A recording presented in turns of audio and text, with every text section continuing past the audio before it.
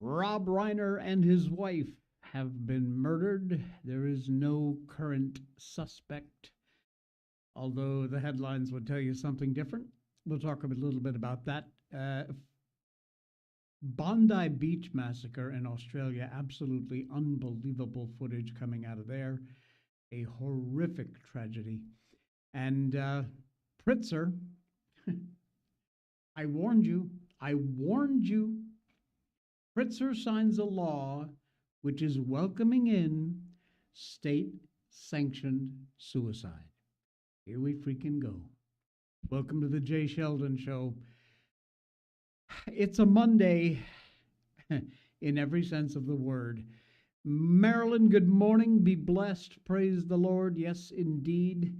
It's about the last hope we have to hang on to these days. It's just, I'm telling you, this weekend was a nightmare, an absolute nightmare. And we will cover some of it. We don't usually cover the big top stories in the news, but I can't ignore this one going on because it's too frightening. Um, we're going to talk about all of that and more coming up on the show today. I just got one little piece of business to take care of here. Um, Rob Reiner, wow, legendary Hollywood director Rob Reiner and his wife Michelle have been found dead in their LA home in Brentwood last night.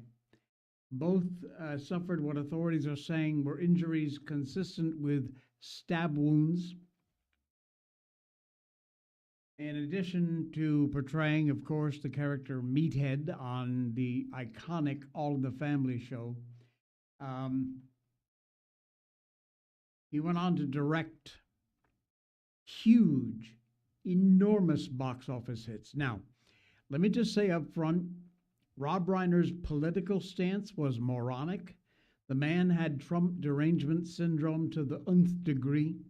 I agreed with absolutely nothing he had to say politically. Put that aside. That doesn't enter into this conversation. Been said, there you go. Rob Reiner created some of the most incredible bits of content, films the world has ever seen. In fact, on my top 10 list, there's at least 3 that I would put in there that are directed by Rob Reiner, including one of my absolute all-time favorite films, Stand By Me. An amazing, amazing. And the weird thing is, the original book was written by another political freak, Stephen King. Directed by Rob Reiner, Stand By Me is, if you've never seen it, please do yourself the favor and find a copy and watch that film. It's phenomenal. A Few Good Men, of course. One of my all-time favorite films, The Princess Bride. Bucket List, which is also brilliant, very underrated film. All of these well up on my top 10 list of all-time best films.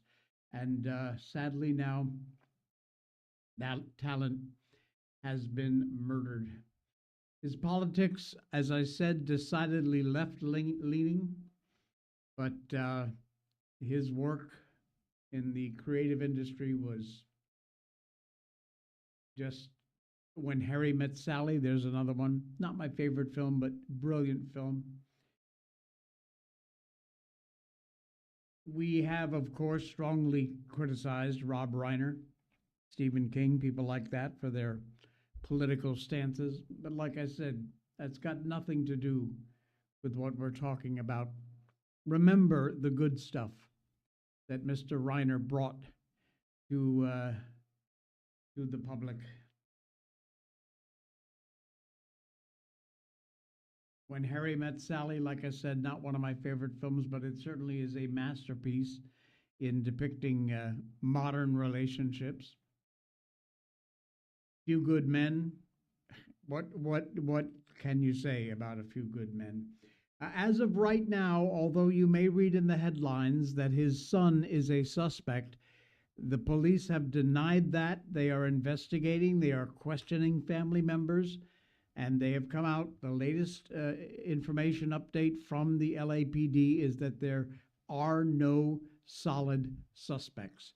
I know that Rob's son has had addiction problems, he's had mental issues, and he's been very forthright about talking about that.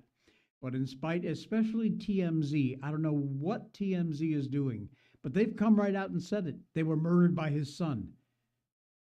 There is absolutely nothing about that currently on the news, official channels, directly from the police department about any of that. It is a horrible story. It is ongoing. It may well turn out that he is a suspect, but at this moment, the latest is that they have no particular suspects they are focusing on.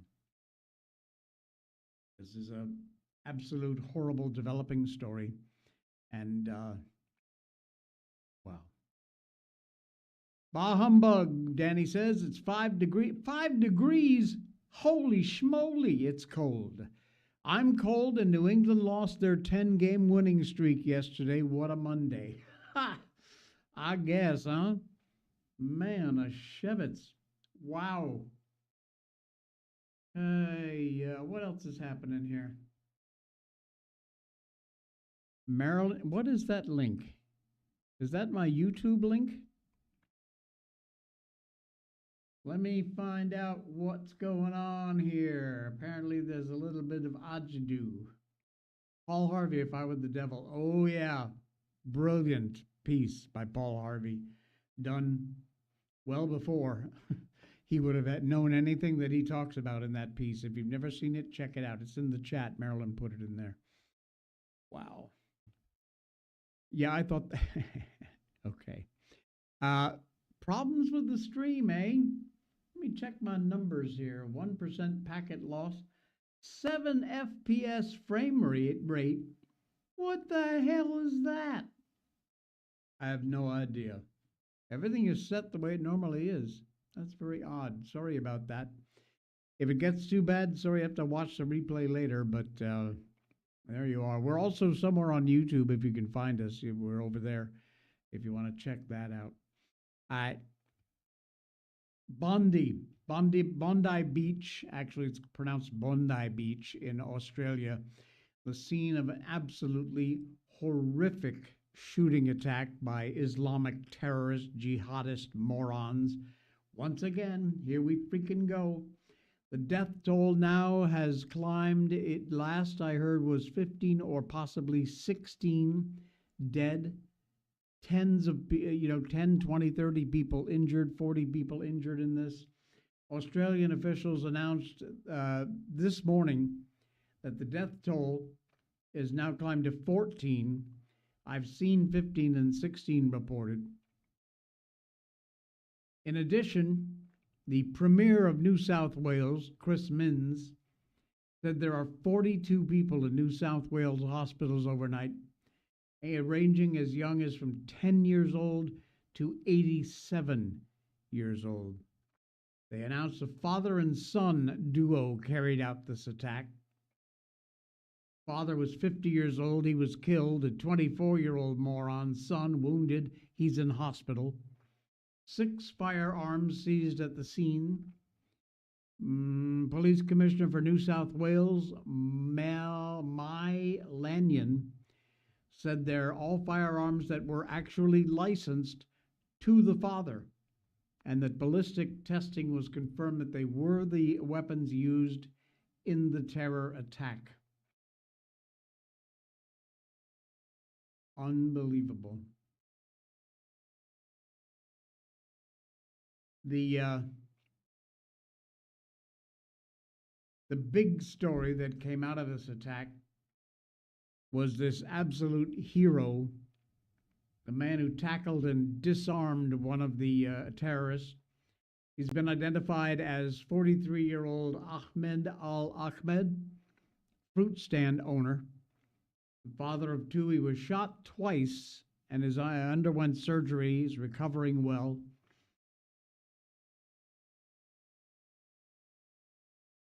The Australian Prime Minister, Anthony Albanese, called the attack an act of evil anti Semitism and terrorism that has struck at the heart of our nation. This is the hero who you will see here in just a moment running up and disarming one of these terrorists. Look at this, watch. This is a fruit stand owner guy. Grabbed the gun away from him. Guy knows nothing about guns. Sadly shot twice in the arm, one in the shoulder, one in the arm.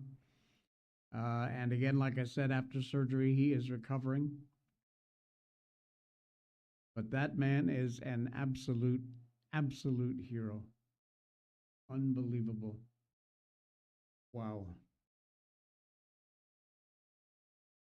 Australians, unlike here in the US, really don't put up with a lot of crap when it comes to their headlines. They don't have the same kind of, I don't know what you'd call it, it's not really censorship. But you know,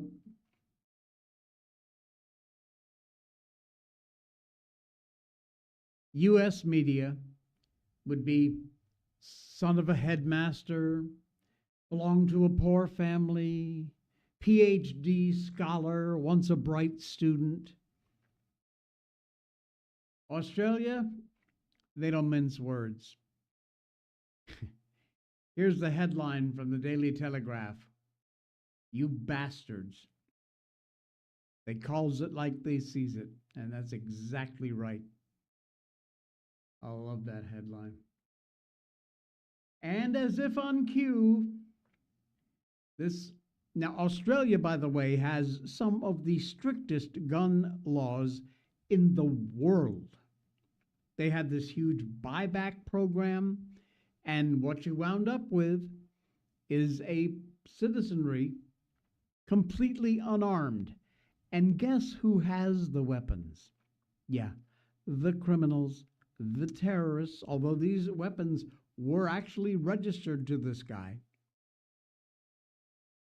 But now the Australian Prime Minister, believe it or not, but these days with Australia, you can believe it.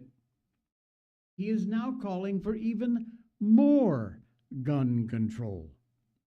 What in God's name is wrong with these people that they can't see that isn't the freaking solution? Like I said, Australia has some of the absolute strictest gun laws anywhere.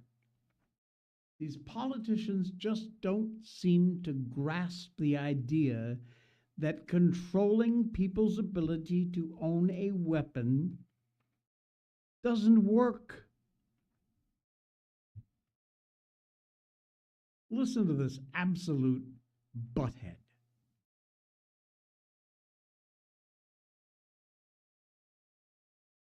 Where is it? Hang on a second. Why don't we have sound? Where is our sound? Let's see if we can try this again. Oh, come on. We try the other page? There we go. Conclude finally by saying that the government is prepared to take whatever action is necessary. Included in that is the need for tougher gun laws. Bullshit. And this afternoon at 4 o'clock I will put on the agenda of the National Cabinet tougher gun laws, including limits on the number of guns that can be used or licensed by individuals. A review of licences over a period of time. People's circumstances change. People can be radicalised over a period of time. Licences should not be in perpetuity. And checks, of course, making sure that those checks and balances are in place as well. Right. All of which will do absolutely freaking crap all nothing. And you still have not learned that.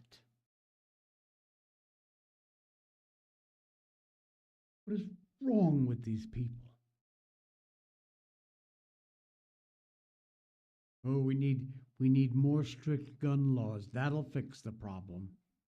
You still haven't figured out that criminals and jihadists don't pay attention or care or give a rat's ass about your strict gun laws.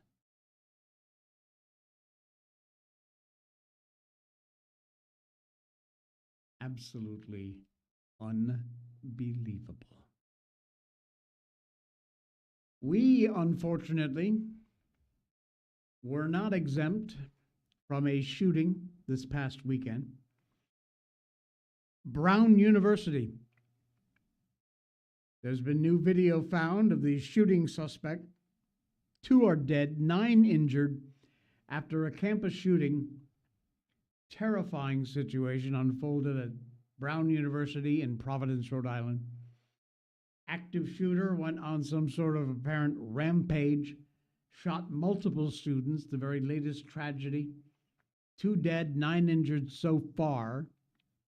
Suspects still on the loose, and very little information about who it is, what their motivation might be. We know virtually nothing about this case at the moment. Authorities have released video footage of the suspect apparently leaving the crime scene. There's no real sound involved in this, but this is the alleged suspect leaving the scene after the shooting.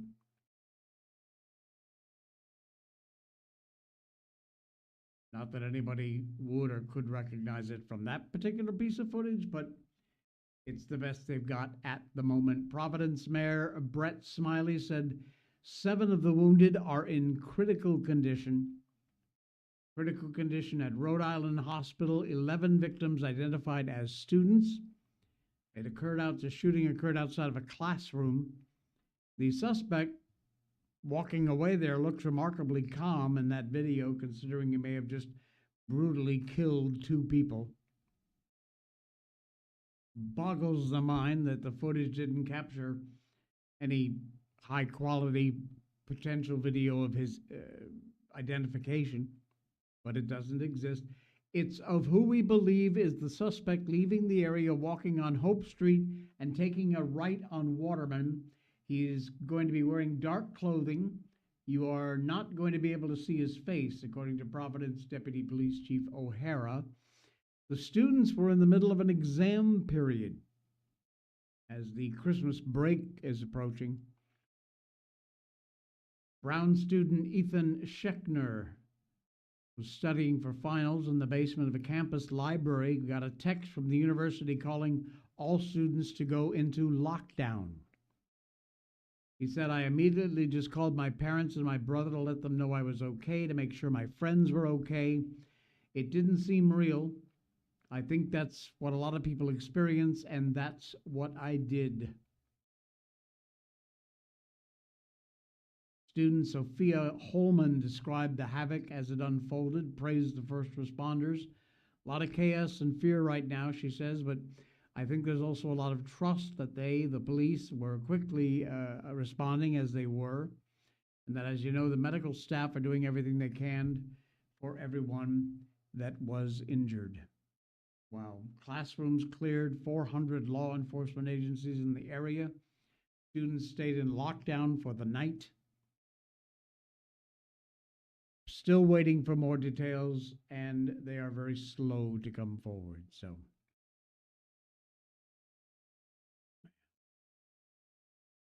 maybe stricter gun laws would have helped.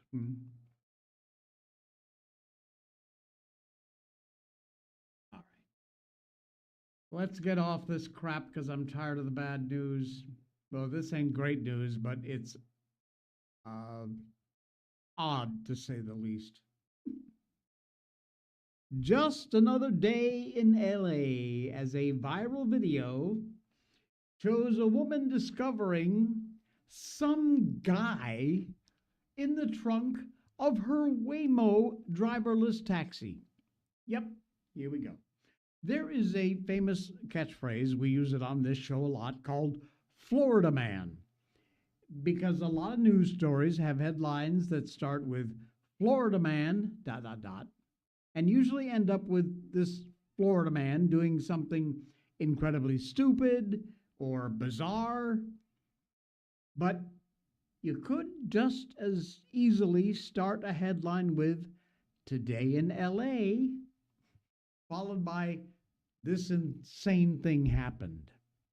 And that is exactly the case where this video from a Los Angeles woman who ordered a Waymo self-driving taxi only to find a man hiding in the trunk of the car. Man. Now, what was he doing there? How did he get there? Apparently, even the man himself didn't know. When asked what happened that he was in her taxi, what he replied made no sense. The man responded, "I'm trying to figure this out.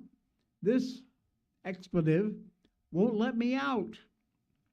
There is profanity in this video, but you got to see this. This is this woman's Waymo as she's taping when she discovers a man in the trunk of her car.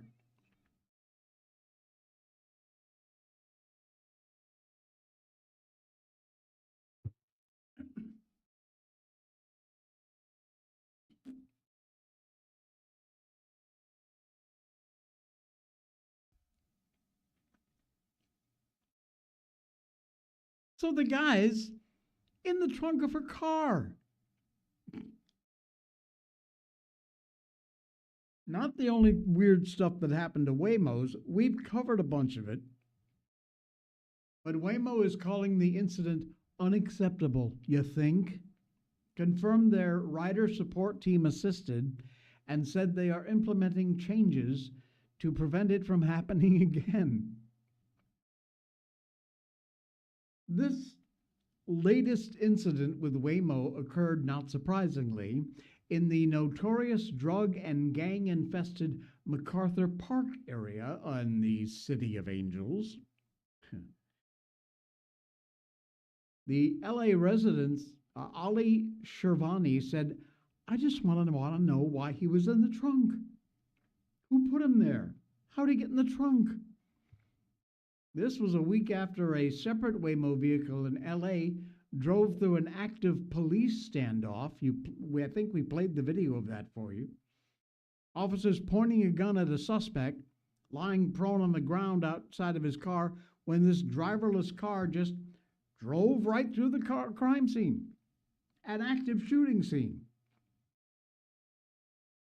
There are some 3,000 Waymo cars under recall right now after the company reported a software issue that caused some cars to pass stop school buses. Oh, that's nice. Buses that had their stop arms extended. And the Waymo just went, goodbye. Since this is LA, the interloper faced no consequences. According to the LA police, they said no crime has been committed. They don't know why or how he got in the trunk either. It is funny because of exactly how ludicrous this whole situation is, but it points to a little bit of a sinister, think about this woman's safety. As she had gotten in the back seat of that car and the Waymo took off, and here's this man in the trunk, you could see right behind her. There wasn't a closed trunk. It was open to the passenger area. More and more Waymos are out there on the streets, and more of these incidents absolutely going to keep on happening. Frightening. Frightening, frightening, frightening. Well, let us tell you about one of our sponsors. Give me just 60 seconds here to tell you about the good folks at Patriot Mobile. Yep, there they are. Patriot Mobile. Whenever something goes viral, folks, rest assured all the fraudsters are going to jump on the bandwagon. They're going to tell you about how patriotic they are and what a wonderful America First company they are. They are not. Trust me on this one. For more than 10 years, Patriot Mobile has been America's only Christian conservative wireless provider.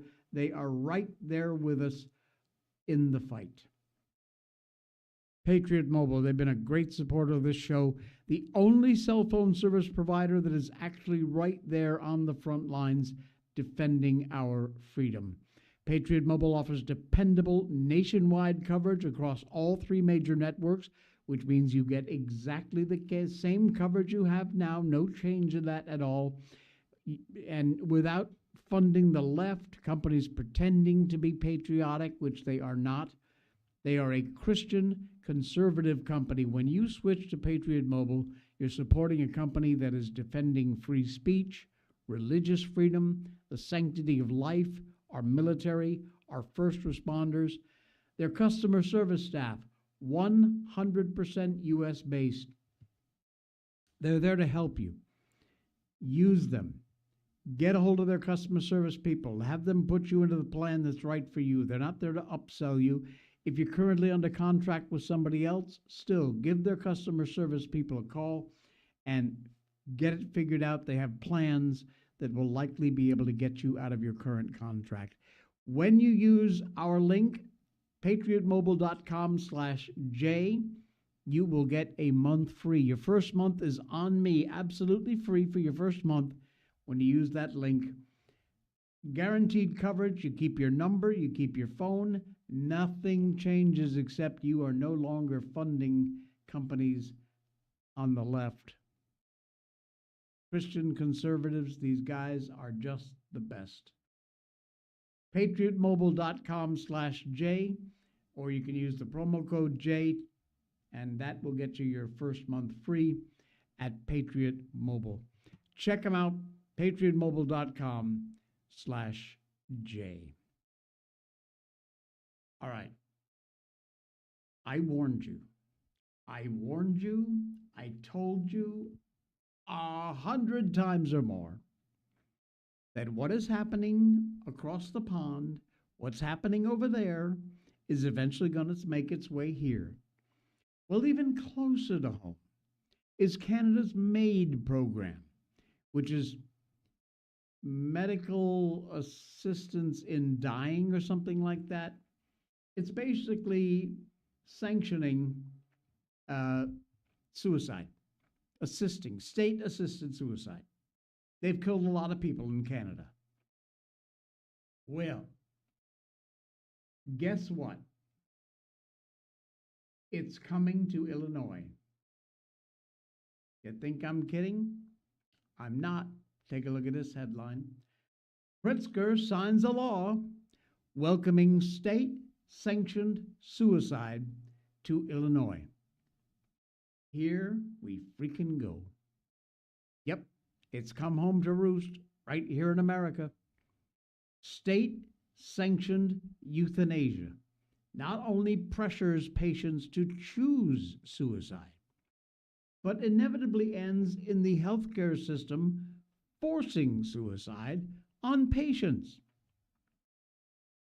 Pritzker, governor of Illinois, signed into law last Friday a bill that will allow doctors in Illinois to prescribe the death of their own patients. Under this new law, which goes into effect in September of next year, terminally ill people over the age of 18 will be able to get a suicide drug from their doctor, making Illinois the 12th state in the country to allow assisted suicide. I had no idea it was even that high. State-sanctioned suicide and the mass murder of infants through abortion, probably the clearest sign that a society is sick. Sick, sick, sick. Pritzker's only made the carnage easier in his state during his tenure. Illinois Democrats rammed through this bill, barely passing both legislative bodies.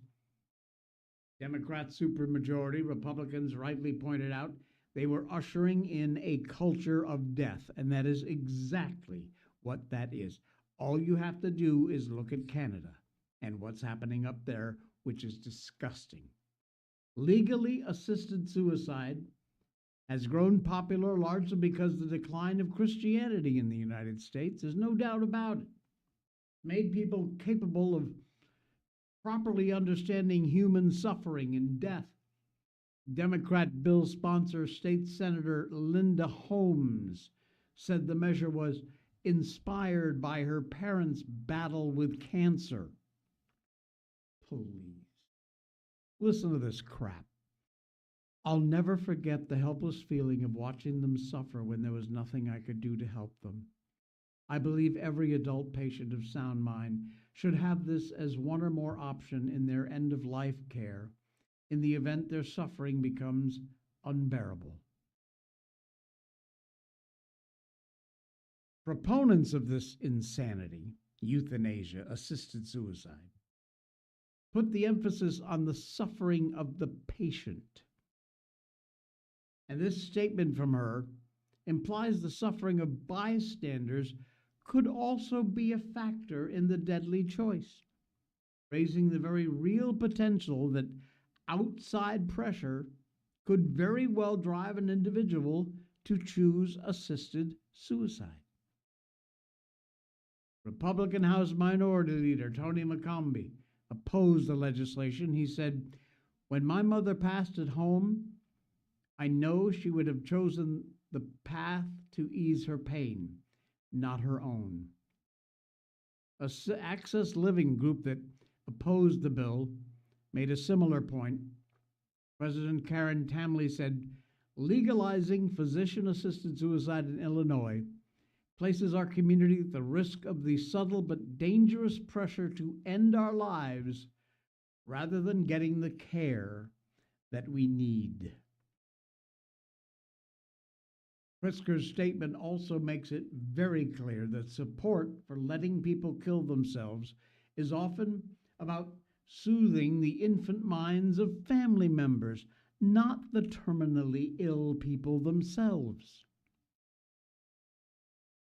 In order to be eligible to request a suicide drug, an adult patient has to have been diagnosed by 2 physicians and given a prognosis that he has 6 months or less to live. Also have to make multiple oral and written statements with witnesses. It does not allow guardians, surrogates, preemptive legal documents, or any other proxies to suffice. Doctors also going to be required to attest that the patient is of sound mind and to talk to him about other options like palliative care, hospice.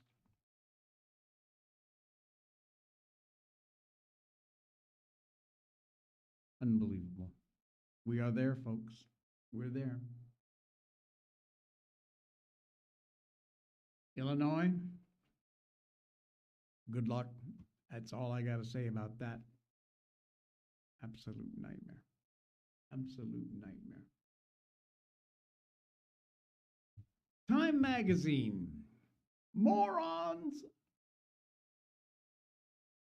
If Time Magazine weren't so corrupt, it would have made Charlie Kirk the person of the year. An obvious choice. Faced with choosing the most obvious, consequential, and perhaps energizing figure in American political life, or a group of tech elites who are advancing AI technology, Time Magazine opted for the AI techs, snubbing Charlie Kirk for their Person of the Year. Honoring Charlie would have required the editors to acknowledge that the entire rest of the country already knows one man, Charlie Kirk, reshaped the political landscape among the next generation of Americans. Charlie didn't merely influence politics, he changed its trajectory so much that Trump frequently credited Charlie with helping him deliver the critical youth vote in the 2024 election. The grand old guard of the Republican establishment had all but locked genuine conservatives out of the space when young men were being ignored because of this obsession with radical feminism. Charlie did what nobody else would or could do. He built a national youth movement that engaged, activated college students across this country. He helped bring young men who left assumed was theirs forever to the conservative side. Apparently, that just wasn't impressive enough for Time magazine. Instead, they chose a group of tech elites rather than focus on what is the real story of the year, Charlie's impact and the shockwaves of his assassination.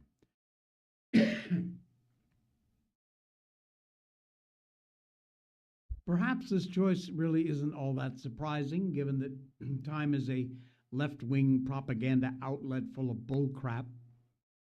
The reason Time didn't choose Charlie as its Person of the Year is because they desperately want to ignore Charlie Kirk and all of the good that he did while he was alive here on this planet. Because the movement he built continues to grow, directly threatens the left-wing woke apparatus that dominates mainstream media. So no, they didn't pick him for Person of the Year, and that should surprise absolutely no one. But Charlie never needed a glossy magazine cover or a title. His legacy speaks for itself. His impact lives on through his wife, Erica, children, his movement, thousands of hours of footage of Charlie left behind for us to watch, talking about faith, politics, family. But the failing Time magazine sure could have used a credibility boost, and they chose not to do it. That's on you, Time. Sadly, not surprised even a little bit.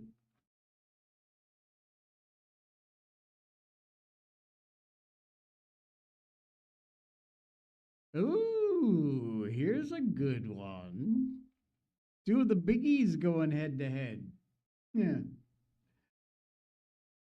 AI wars. Disney has sent a cease and desist letter to Google. Yeah. They're claiming copyright infringement on a massive scale. I love this story. Go get them. Bang, bang, zoom, zoom. Disney sent a cease and desist letter to Google. The tech giant's been accused of copyright infringement with its generative AI tools. Oops. Disney argues that Google is leveraging its dominance in generative AI to commercially exploit and distribute infringing images and videos, according to this cease and desist letter. Google's intentionally amplifying the scope of its infringement by making its infringing AI services available across so many channels to so many consumers, flooding the market with infringing works and reaping enormous profits and other value from its unlawful, harmful, and damaging exploitation of Disney's copyrighted works. Wow. This cease and desist letter was sent by Jenner and Block attorney David Singer, goes on to allege the intellectual property being infringed upon involves characters from Disney's Frozen, The Lion King, Mona, Little Mermaid, Deadpool, Guardians of the Galaxy, and Star Wars. This letter also calls out Google's AI tools and models, including Veo, Imagine, and Nano Banana, as the tech giant's virtual assistant Gemini and YouTube. Oh my goodness. They're really going at it. Disney also accuses Google of refusing to implement technology measures to mitigate or prevent copyright infringement. Despite the fact the entertainment company has been addressing concerns with the tech giant for months, they have warned them. If anything, he says Google's infringement has only increased during the time. In the letter, Disney called on Google to cease copying and distributing its intellectual property, implement measures to ensure no further outputs infringe on the company's material, as well as identify which Disney content Google's used to train its AI models, and to end all further AI training. This after the entertainment company sent similar letters to Zuckerberg, Meta, Character AI, independent company whose co-founders, Noam Shazer and Daniel DeFreitas, hired by Google last year.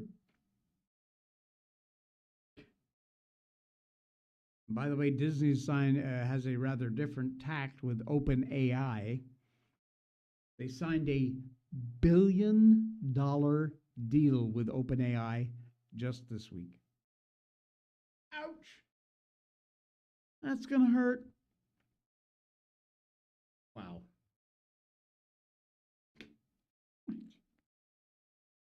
You know what? It's a market I will never play in. I use AI.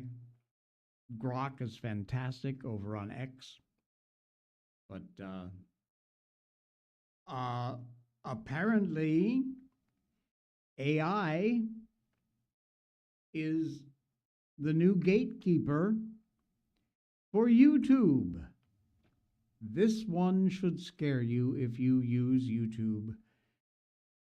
Probably if you're just a viewer and you don't create content, but especially if you make content and upload it to YouTube, this, folks, is not good news.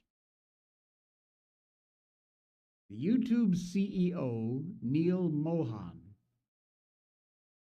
freshly anointed Time's 2025 CEO of the Year, here we go again, sat down with Time magazine and delivered a masterclass in corporate optimism.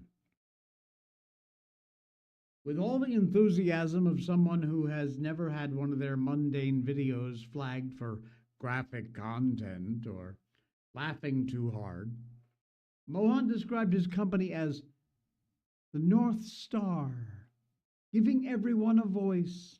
Yeah, as long as that voice fits in with your political lean. And then without even flinching, without batting an eye, this moron explained how artificial intelligence will be supercharging YouTube's already infamous censorship machine. You think it's bad now? Oh, just you wait. AI, he says, will create an entirely new class of creators that today can't do because they don't have the skills or they don't have the equipment, he said. But the same rules will apply, which is there will be good content and bad content, and it'll be up to YouTube and our investment in technology and the algorithms to bring that to the fore. Yeah, YouTube wants to fill that site with AI-generated content, simultaneously using other AI to judge what AI is up to. You see what's going on here? Circle of platform life. All run by code, all shaped by computer code, and cleaned up by even more computer code. And how about when it comes to removing content creators entirely, banning somebody from the platform? Oh yeah, that's also part of the plan. AI will make our ability to detect and enforce on volatile content better, more precise, and able to cope with scale. This is Mohan again. CEO of YouTube. Every week, literally, the capabilities get better. Better. He's talking about an AI system that has already wrongly nuked creators across YouTube, downplaying and outright contradicting their role depending on which press release you're reading. For a company that is allegedly trying to give everyone a voice, they have been spending a lot of time erasing those people. This interview reads like some sort of sci-fi script, or some benevolent overlord insists the machines are here to help. Oh no, really, we're just here to help you. Meanwhile, in the real world, YouTubers fighting for the digital equivalent of habeas corpus. And then there's Enderman, tech, malware-focused creator, 350,000 subscribers. His channel shut down after YouTube mistakenly tied him to another unrelated channel that had been hit with copyright strikes. Same story for gaming channel, Scratchit Gaming, animation creator 4096. All three linked by YouTube moderation system to a phantom menace of a channel, and they were terminated. After a bunch of backlash, eventually their channels got reinstated just last November. YouTube said they weren't AI decisions. Spokesperson told Mashable these terminations were not determined by automatic enforcement.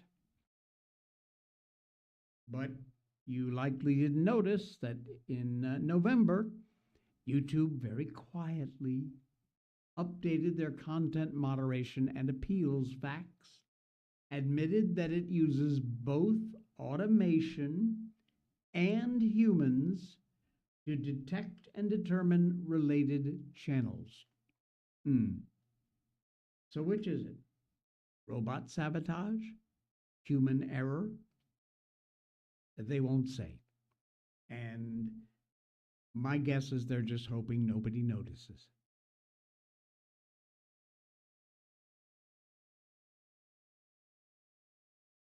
Popular YouTuber Moist Critical did not need a committee to reach a verdict on Mohan's vision. He says, we haven't seen anything positive on YouTube as a result of these AI tools that Neil speaks so highly of. They're a effing scourge right now. AI should never be able to be the judge, jury, and executioner. And he's not wrong. YouTube's AI hallucinated that a clip of horror gamer Spookinjukes laughing. He was just laughing. And AI determined that it was graphic content. Demonetized the video, flagged it with an age restriction, and forced the creator to edit out the laughter in order to get his monetization back. Yes, laughing. And so it goes.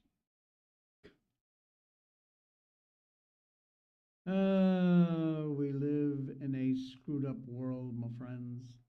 We certainly do. We're out of here. We're done. Oh, no. Wait. One more. Speaking of copyright strikes, I'm going to get one for this. I don't care because it is absolutely freaking nominal. When I was a kid, my grandpa, whom I love dearly and miss him to this day, he was a guitar player. He was a banjo picker, equal to almost nobody. He was also an accordion player. And in addition, I think my Uncle Bill, if I'm not mistaken, was also a fantastic accordion player. Now, accordions have always been the butt of jokes. I don't know why.